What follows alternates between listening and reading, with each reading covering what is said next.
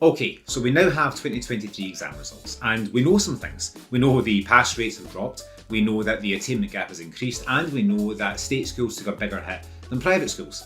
Surprise, surprise. But so much has happened in recent years it can be hard to keep track and figure out kind of the context of all this. So in this video, I'm going to try and help you understand why results are the way they are this year, and kind of answer the question, how did we get here? So we'll start by going back to 2020 when exams were cancelled due to COVID, and as a result, the gap between rich and poor completely plummeted and pass rates went up.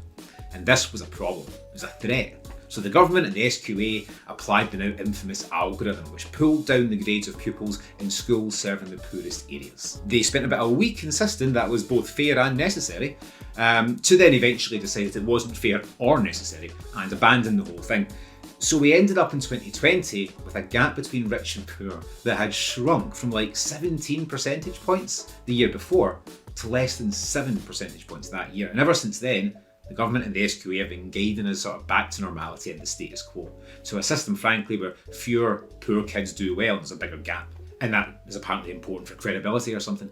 But here's a reminder of how that's gone so far. So in 2021, a little bit of exams came back, but not the full exam diet. We had this kind of weird hybrid approach that was kind of flexible, and what that meant was that the gap that year crept up, but only a little tiny bit, and it was still massively below historic levels. Then last year, the government and SQA said, nope, it's time for exams to come back.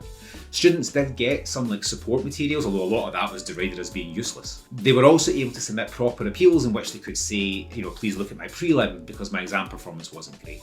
And the SQA talked last year about a generous approach to grading. The result of all that was that the gap between rich and poor absolutely rocketed, jumping most of the way back to pre-pandemic levels in a single step. And it was actually an even bigger increase than some of the most pessimistic observers, me included, were expecting.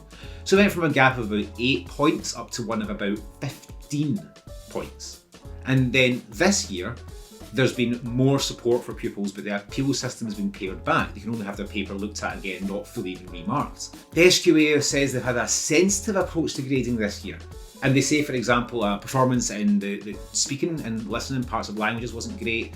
The same with in sciences, because there's been an impact of kids not getting to do lots of experiments. So in both cases, this has an impact. Grade boundaries were brought down to pull the grades up, basically. And the result of this year, like I said at the start, is that pass rates are down, the attainment gap is up, and actually is higher than it was in 2018, by the way.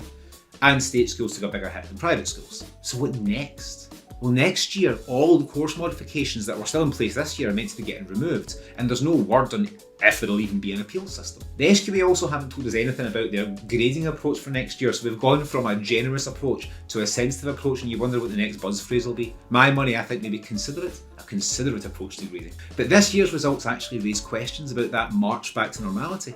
So even with a sensitive approach to grading and these big course adjustments, results are worse than last year, and in some cases, worse than pre-pandemic. How much worse would it have been without those changes? And is that what we can expect to see next year? Because if so, we really need to ask, is that genuinely fair for a generation of kids who are clearly, demonstrably, undeniably still struggling with the impact of the COVID pandemic?